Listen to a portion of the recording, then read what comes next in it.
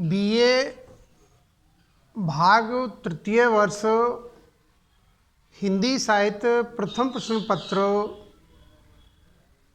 आज का हमारा जो प्रकरण है, आज हम जिस विषय पर चर्चा करेंगे, जिस बिंदु पर हमारा विशेष फोकस रहेगा, वो है जयशंकर प्रसाद का व्यक्तित्व, कृतित्व एवं यदि समय रहेगा तो प्रसाद जी द्वारा रचित एक प्रसिद्ध कविता है पेसोला की प्रतिध्वनि, उसकी हम सप्रसंग व्याख्याएं करेंगे। तो पहले हम प्रस्तुत वीडियो में जयशंकर प्रसाद का व्यक्तित्व और कृतित्व के बारे में चर्चा करेंगे। प्रसाद छायावाद के प्रवर्तक कवि हैं, इसमें किसी तरह की कोई शंका नहीं है। तो प्रसाद जी का जन्म 1889 ईस्वी में हुआ और देहावसान 1937 ईस्वी में हुआ है। तो इनका ये विशाल प्रतिभा के धनी हैं। इनका जो व्यक्तित्व है वो विशाल हृदय के प्राणी थे ये, और जब इनका व्यक्तित्व विशाल है तो इनका काव्य भी विशाल क्षेत्र में फैला हुआ है, जिसमें नाटक, निबंध, उपन्यास, महाकाव्य और कई सुंदर कृतियों की इन्होंने सर्जना की है। तो अब हम इनके व्यक्तित्व के बारे में चर्चा करते हैं। यद्यपि श्रीधर पाठक, हरिओद, मैथिली शरण गुप्त आदि कवि आधुनिक काल में खड़ी बोली को हिंदी कविता का माध्यम बनाने तथा हिंदी की खड़ी बोली कविता को सरस और मधुर बनाने का स्तुत प्रयास करते हैं, तथापि हिंदी कविता की परंपरागत इतिवृत्तात्मकता को तोड़कर छायावादी काव्यधारा की सर्वथा नई भाव भूमि खड़ा करने का प्रवर्तन पूरी प्रौढ़ता, गंभीरता, शालीनता एवं गूढ़ता के साथ जयशंकर प्रसाद करते हैं। छायावादी काव्य के सबसे महत्वपूर्ण स्तंभ जयशंकर प्रसाद का जन्म 1889 ईस्वी में हुआ था।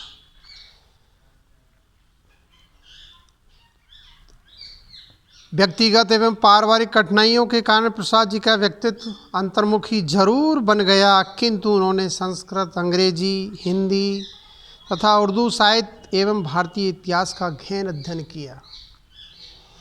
यद्यपि उन्होंने नाटक, कहानी, उपन्यास, आलोचना तथा कविता आदि विधाओं में उच्च कोटि का साहित्य रचा, तथापि वे मूलतः कवि हैं तथा उनका कामायनी नामक महाकाव्य छायावाद की ही नहीं, समूचे हिंदी साहित्य की एक कालजयी कृति है, जिसमें छायावाद की सभी प्रवृत्तियों का संघात हमें पूरी प्रखरता, कल्पनाशीलता के साथ मिल जाता है। छायावाद की ही नहीं, संपूर्ण हिंदी साहित्य की एक कालजयी कृति कामायनी है, वो बहुत ही सुंदर कृति है।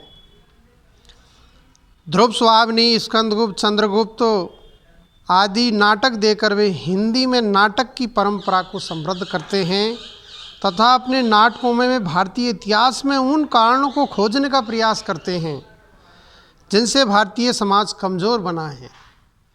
कंकाल, तितली, इरावती उनके यथार्थवादी उपन्यास है, तो उनकी देवव्रत, सलीम, पुरस्कार, ममता, छोटा जादूगर, गुंडा जैसी कहानियाँ हिंदी कहानी को सर्वदा नया आयाम देती है। काव्य कला तथा अन्य निबंध के गंभीर निबंध उनके आलोचनात्मक संसार का परिचय कराते हैं। पर प्रसाद जी मूलतः एक भावुक और कल्पनाशील कवि हैं। कामैनी उर्वशी, वनमिलन, प्रेमराज, अयोध्या का उद्धार, कानून, कुसुम, पथिक, प्रेम पथिक, करुणालय, महाराणा का महत्व, झरना, लहर, आंसू आदि उनके प्रसिद्ध काव्य हैं। उनकी कविताओं में प्रकृति एक सचेतन उपादान है तो मानव के लौकिक और पारलौकिक जीवन की वैविध्यपूर्ण झांकी चित्रित की गई है। उन्होंने अपने काव्य में अनुभूति, समरसता तथा प्राकृतिक सौंदर्य के चित्रण में अहम तथा इदम का सफल और सार्थक समन्वय करने का प्रयास किया है। प्रसाद जी ने खड़ी बोली को ध्वन्यात्मकता, लाक्षणिकता, सूक्ष्मता प्रदान की तथा अपनी कविता में नए प्रतीक विधान तथा नए भिन्न विधान तथा गहन अनुभूति को भावुकता तथा कल्पनाशीलता के साथ अभिव्यक्त किया। अभिव्यक्ति के सूक्ष्म तथा कल्पनाशील उपादान खोजने में प्रसाद की प्रतिभा अप्रतिम है, इसलिए उनका काव्य इस युग का श्रेष्ठतम काव्य है। कामायनी उनकी कालजयी करती है जिसमें वे जीवन में बुद्धिवाद के स्थान पर हृदय तत्व की प्रतिष्ठा पर बल देते हैं और शैव दर्शन के आनंदवाद द्वारा आधुनिक जीवन को सुखी बनाने का संदेश देते हैं। कामायनी का जो अंतिम सर्ग है, आनंद सर्ग, जो 15वां सर्ग है, उसमें वो स्पष्ट रूप से लिखते हैं कि समरस थे जड़िया चेतन सुंदर साकार बना था, चेतनता एक बलस्ती आनंद खंड अखंड घना था। उन्होंने अपने काव्य में भारतीय संस्कृति तथा राष्ट्रीय भावनाओं को प्रतिपादित किया है, किंतु उनका प्रतिवान अत्यंत सूक्ष्म और कलात्मक है। थोड़ी चर्चा हम प्रसाद जी के व्यक्तित्व पे और कर लेते हैं, क्योंकि प्रसाद जी बहुमुखी प्रतिभा के धनी हैं।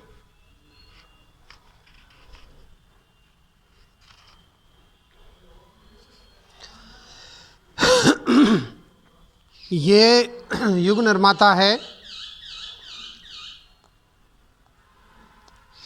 इनका व्यक्तित्व के बारे में और हम थोड़ी सी जानकारी लेते हैं। प्रसाद स्वभाव से विनम्र और संकोची व्यक्ति थे। बहुमुखी प्रतिभा के धनी प्रसाद बुद्धि से प्रखर और व्यक्तित्व से गुरु गंभीर थे। काव्य रचना के बीज बचपन से ही प्रसाद में मौजूद थे। प्रारंभ से वे कलाधर उपनाम से ब्रजभाषा में कविता रचते थे। जिस समय प्रसाद का काव्य क्षेत्र में आगमन हुआ उस समय द्विवेद युग की परिष्कारी और सुधारवादी विचारधाराएं अपने भेवों पर थी। उस समय प्रसाद सौंदर्यवादी सूक्ष्म कला तत्वों के प्रयोगवत्ता और कल्पनावादी रूप में अकेले ही थे। धीरे धीरे काव्य, नाटक, उपन्यास, कहानी, निबंध, गीति नाट आदि में प्रसाद की प्रतिभा का पल्लवन होता चला गया। प्रसाद के साहित्य में भाव प्रवणता, मनोवैज्ञानिकता, गूढ़ व्यंजना, समाहार शक्ति, रहस्यात्मकता आदि गुण पूरी तरह प्रस्फुटित हुए हैं। काव्यात्मकता, कल्पना प्रवणता, सौंदर्य चेतना तथा दार्शनिकता से मिलकर छायावादी शैली शिल्प में रचित प्रसाद का काव्य अद्वितीय है। इनके नाटक भारतीय संस्कृति और इतिहास के प्रतीक और समकालीन परिस्थितियों के दिग्दर्शक हैं। इस तरह काव्य, नाटक, कहानी आदि के माध्यम से प्रसाद का सर्जन विशिष्ट रूप से हिंदी जगत के समक्ष प्रतिमान बनकर आया है। जहाँ तक उनके काव्य का प्रश्न है, वे सर्वाधिक प्रभावी और भावनामय है।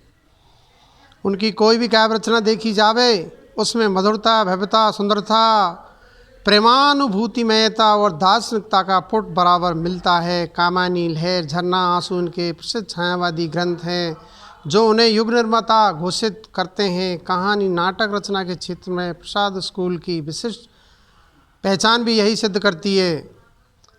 ये छायावाद के प्रथम कवि हैं। थोड़ी सी चर्चा इस पर भी कर लेते हैं। प्रसाद को ही छायावाद का प्रथम कवि या प्रवर्तक होने का श्रेय दिया जाता है। इस संबंध में कुछ विद्वानों की अवधारणा है कि प्रसाद से पूर्व ही छायावाद का प्रवर्तन हो गया था।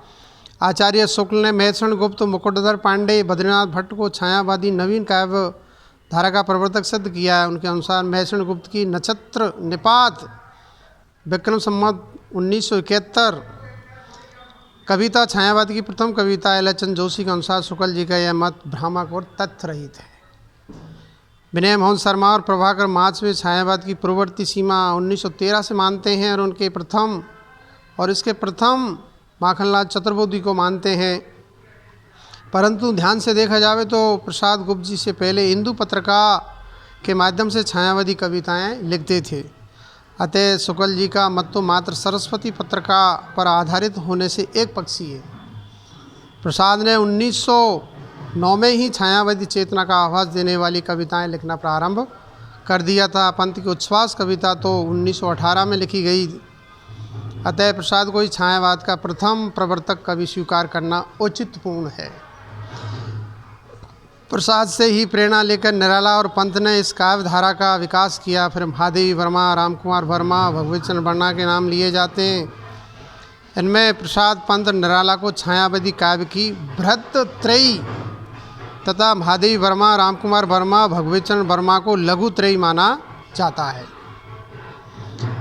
आधुनिक हिंदी साहित्य में छायावादी काव्य को इस युग में स्वर्ण युग की महिमा से मंडित किया जाता है। इसमें गोस्वामी तुलसीदास के बाद जयशंकर प्रसाद जैसी महनीय प्रतिभा का आविर्भाव हुआ, जिसने मानस के बाद कामायनी जैसी विश्व साहित्य स्तरीय महाकाव्य का प्रणयन किया। तथापि समीक्षकों ने छायावादी काव्य पर अनेक आरोप लगाए। इसे पलायनवादी चिंतन कहा, परंतु ऐसे आरोप सर्वदा गलत है।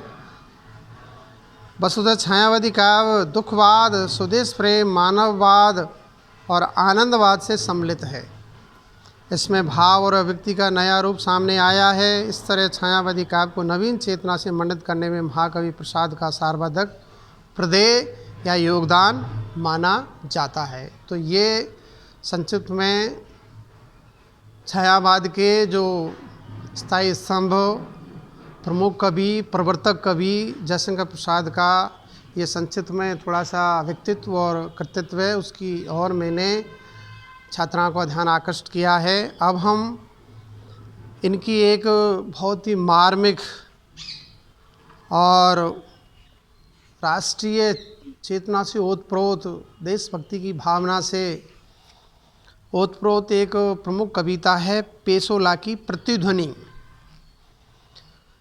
उसकी हम सप्रसंग व्याख्याएं करेंगे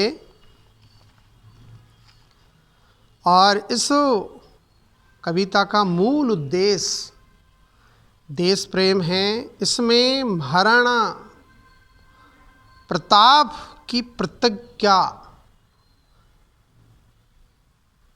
को कौन पूरा करेगा, इस प्रश्न को इसमें चित्रित किया गया है कि जो कार्य महाराणा प्रताप ने अधूरा छोड़ा है उसको पूरा कौन करेगा।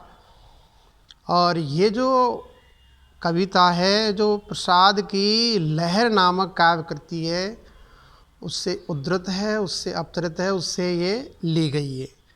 तो हम बारी बारी से इसके पदों का रसास्वादन करते हैं क्रम से।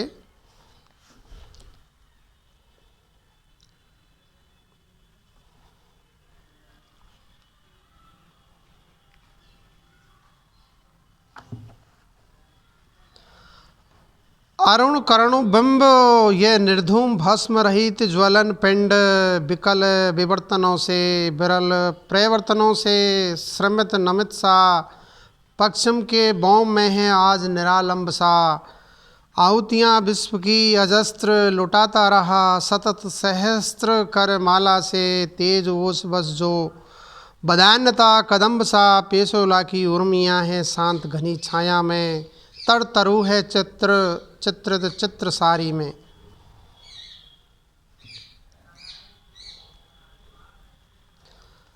अब हम जो मैं पहले भी चर्चा कर चुका हूँ कि सप्रसंग व्याख्या के जो 4 सोपान होते हैं उसके आधार पर हम प्रस्तुत पद्यांश की पेशोला की प्रतिध्वनि का जो प्रथम पद है उसकी हम सप्रसंग व्याख्याएँ करेंगे। व्याख्या के 4 सोपान संदर्भ, प्रसंग, भावार्थ और इसका कलात्मक सौंदर्य या काव्य सौंदर्य या साहित्यिक सामाजिक विश्लेषण है। उसके आधार पर इस पद्यांश की हम समीक्षा करते हैं, विवेचन विश्लेषण करते हैं। तो नंबर 1 संदर्भ को लेते हैं। प्रस्तुत पद्यांश हमारी पाठ्य पुस्तक आधुनिक हिंदी कविता में संकलित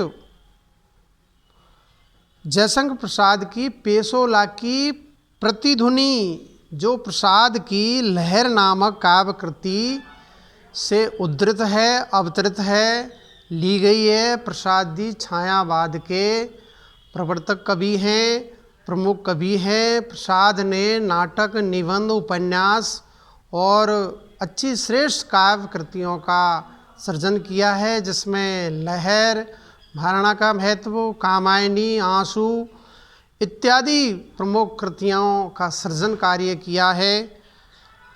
उससे क्या है, ये लहर नामक जो काव्य कृति है उससे ये पद्यांश अवतरित है, उद्धृत है, लिया गया है।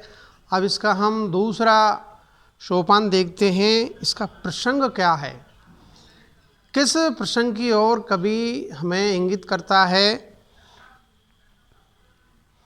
प्रस्तुत पद्यांश में कवि ने उदयपुर की पिछोला झील में राणा प्रताप के ओजस्वी स्वर की अनुगूंज का वर्णन करने से पूर्व वहाँ के उदास निराश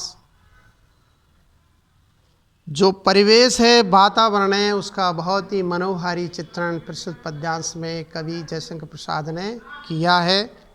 तो ये इसका प्रसंग हो गया। अब हम इसका भावार्थ देखते हैं।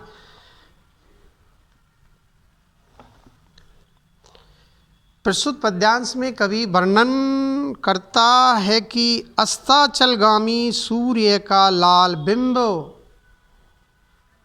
अस्तलगामी यानी पश्चिम की ओर, यानी सूर्य पूर्व में उदय होता है और पश्चिम में या अस्त होता है, उसको अस्ताचल कहते हैं पश्चिम दिशा को। तो अस्तलगामी सूर्य का लाल बिंब एकदम तेजहीन दिखाई दे रहा है। वैसा ज्वलन अग्निपिंड लग रहा है जिसमें न तो धुआं है न भस्म है। भाव यह कि अस्ताचलगामी सूर्य मेवाड़ की तेजस्विता का सूचक है, क्योंकि महाराणा प्रताप के न रहने से वहाँ पर ओज तेज का बिंब धूमिल सा पड़ गया है।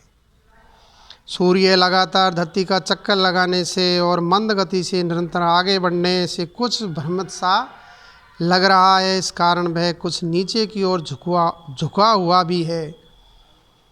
अब वह सूर्य तेजहीन होकर आलम्बन रहित होता हुआ सा पश्चिम के आकाश में ढल रहा है, अस्त हो रहा है, अर्थात अस्ताचल की ओर जा रहा है। वह सूर्य दिन के उदय काल में विश्व की आहुतियों को लगातार लौटाता रहा।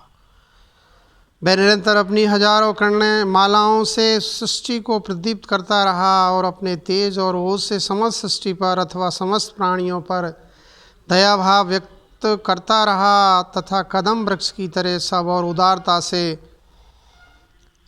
अपनी तेजी रूपी सुगंध फैलाता रहा। वही सूर्य पिछोला झील के उदास निराश वातावरण को देखकर अस्ताचल की ओर जा रहा है। उधर पिछोला झील की लहरें भी एकदम शांत है, मौन है, उनमें कोई हलचल नहीं है। उस झील के चारों तटों पर सुंदर छायादार वृक्ष की घनी छाया फैल रही है। सूर्यास्त के समय वहाँ का प्राकृतिक वातावरण ऐसा लग रहा है कि मानो चित्रशाला में वृक्षावली से घिरी किसी सुरमय झील को चित्रित किया गया हो। भाव यह है कि मेवाड़ में महाराणा प्रताप के ओजस्वी और साहसी कार्यकलापों के न रहने से पिछोला झील में निराशा छाया रूप में फैल रही है। उसे देखकर सूर्य भी मानो निराश होकर अस्ताचल की ओर जा रहा है। इसी कारण उसका बिंब अरुण करुण है। अरुण मानी लाल और करुण मानी बहुत ही, उसका जो वैभव और विलास है वो अस्ताचल की ओर अग्रसर है। तो ये इसका भावार्थ हो गया। अब हम चौथा जो व्याख्या का सोपान है, कलात्मक या काव्य सौंदर्य, उसको देखते हैं। प्रस्तुत पद्यांश में राणा प्रताप को मेवाड़ का सूर्य कहा जाता रहा है और है, इसमें कोई दोहराया नहीं। वैसे भी महाराणा प्रताप को सूर्यवंशी माना जाता है। कवि ने इसी आज से सूर्यास्त का ऐसा चित्रण किया है। प्रतीक रूप में इस चित्रण से पुनः ओजस्वी भावों को अपनाने की प्रेरणा दी गई है। इसमें राष्ट्र प्रेम की व्यंजना भी हुई है। देशभक्ति और राष्ट्र प्रेम की भावना व्यंजित हुई है। प्रस्तुत पद में उपमा, उत्प्रेक्षा, आक्षेप और मानवीकरण अलंकारों का प्रयोग हुआ है और प्रकृति की सुंदर छटा को चित्रित किया गया है। पद योजना तत्सम, प्रधान, भावानुरूप और प्रभावशाली है और पद्यांश की भाषा शैली सहज, सरल और सुबोध और कवि के भावों को व्यक्त करने में पूर्ण रूप से सशक्त और समर्थ है। अब इसकी हम दूसरी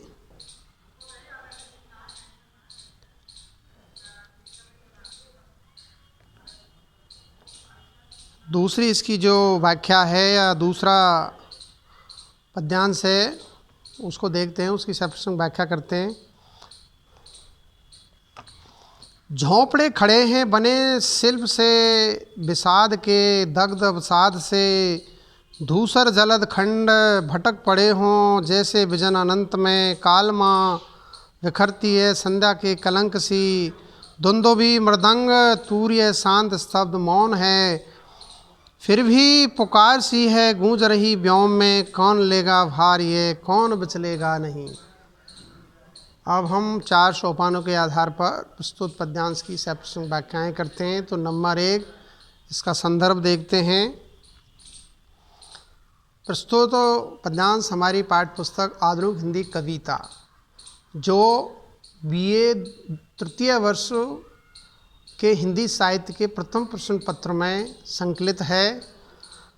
तो आधुनिक हिंदी कविता में संकलित प्रसाद द्वारा रचित लहर नामक काव्य कृति की एक मार्मिक कविता है जो देशभक्ति से ओतप्रोत है।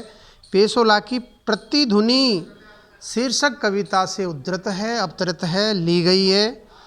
तो ये इसका संदर्भ हो गया। अब हम इसका प्रसंग के बारे में जानकारी लेते हैं। नंबर 2,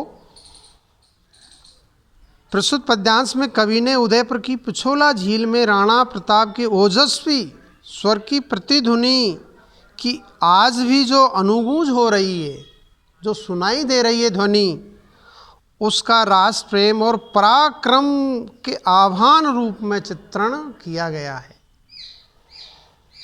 अब हम तीसरा सोपान इसका भावार्थ देखते हैं।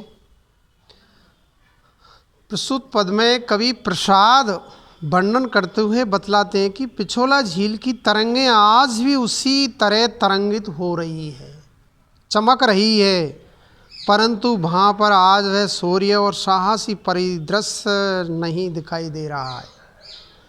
आज पिछोला के पास में जो झोंपड़े या पुराने मकान खड़े हैं वे मानो राजपूती शिल्प के अंतिम विषाद में चिन्ह है अथवा पराधीनता रूपी उदासी एवं बेचैनी से जले हुए और कालमा से घिरे हैं। वे झोंपड़े धूल से भरे हुए बादलों के टुकड़ों की तरह बहुत बदरूप लग रहे हैं, मानो वे एकांत वीरान आकाश में बिखरे हुए बादलों के टुकड़ों के सदृश है। पिछोला झील के परिवेश में संध्या काल के धूमिल काले अंधकार की कालमा बिखर रही है जो निराशा हताशा की सूचना दे रही है। आज वहाँ पर नगाड़े और मृदंग भी नहीं बज रहे हैं। तूर्य एक वाद्य विशेष जो युद्ध के आह्वान के लिए बजाया जाता था वह भी एकदम शांत, चुप और मौन है। अर्थात वहाँ पर शौर्य पराक्रम का व्यंजक वातावरण नहीं है, फिर भी आकाश में एक पुकार निरंतर गूंज रही है। अर्थात राणा प्रताप का ओजस्वी सुर गूंज रहा है कि कौन मातृभूमि के गौरव की रक्षा और स्वाधीनता का भार बहन या ग्रहण करेगा, कौन अपनी प्रतिज्ञा से जरा भी विचलित नहीं होगा तथा कौन प्राणों की बाजी लगाकर भी मातृभूमि की रक्षा कर सकेगा। अब इसका हम काव्य सौंदर्य देखते हैं। चौथा सोपान। यह कविता अंग्रेजों के शासनकाल में लिखी गई थी। तत्कालीन समय में भारत पर अंग्रेजों का शासन था। उस समय भारतीय समाज में ओजस्वी और साहसी भावों के पुनर्जागरण हेतु मेवाड़ में राणा प्रताप की प्रतिध्वनि का इस रूप में चित्रण किया गया जो वर्तमान काल में भी राष्ट्र प्रेम की दृष्टि से बहुत प्रेरणादायी है। प्रस्तुत पद्यांश में उत्प्रेक्षा, उपमा, आक्षेप अलंकारों का सुंदर प्रयोग हुआ है। पद योजना भावानुरूप और ओजस्वी है। प्रस्तुत पद्यांश की भाषा शैली सहज, सरल और कवि के भावों को व्यक्त करने में पूर्ण रूप से सक्षम और समर्थ है।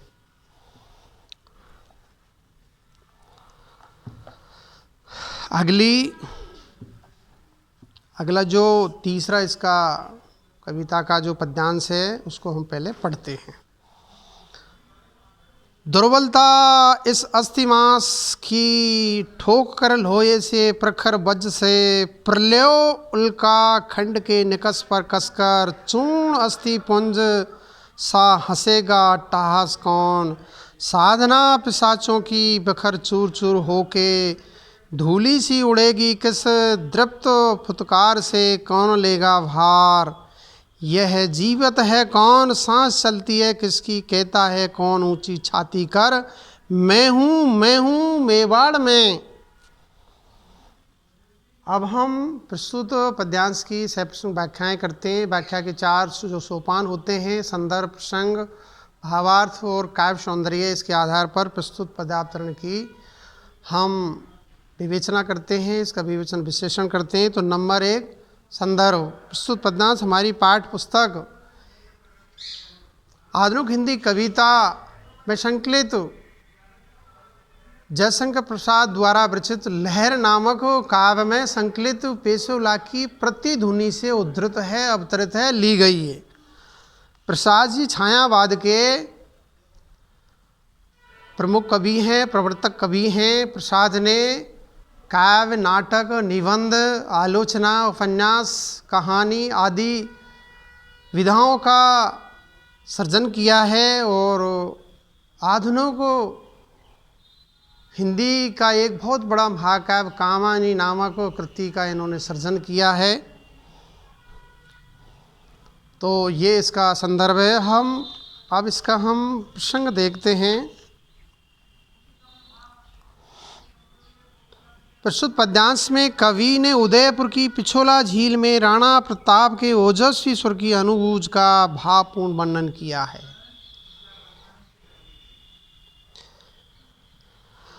अब इसका तीसरा जो सोपान है, इसका भावार्थ देखते हैं। कवि जयशंकर प्रसाद कहते हैं कि आज मातृभूमि की रक्षा और गौरव का भार ग्रहण करने वाला राणा प्रताप जैसा पराक्रमी व्यक्ति नहीं है।